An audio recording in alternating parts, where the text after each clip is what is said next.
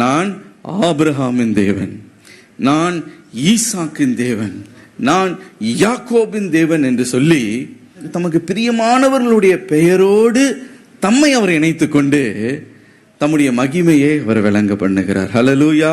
எனக்கு பிரியமானவர்களே, தேவன் செய்கிற காரியத்தை பாருங்க. நம் மீது அவர் அவ்வளவு பிரியம் வைத்து அவர் தம்மை நம்மோடு இணைத்து கொண்டு நம்முடைய பெயரின் மூலமாக அவர் மகிமைப்படுகிறார்.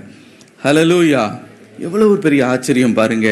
அற்பமான மனிதர்கள், மண்ணிலிருந்து எடுக்கப்பட்டவர்கள், மாம்சமாய் இருக்கிற நமக்குள் தேவன் வாசமாய் இருந்து தம்முடைய மகிமையை அவர் வெளிப்படுத்துக அவர் விரும்புகிறார். இன்றைக்கு ஆண்டவர் உங்களை பார்த்து சொல்லுகிறார், உன் மூலமாய் நான் மகிமைப்படுவேன். ஹல்லேலூயா. இஸ்ரவேலே, நீ என் தாசன், உன்னில் நான் மகிமைப்படுவேன். ஹல்லேலூயா. ஹல்லேலூயா.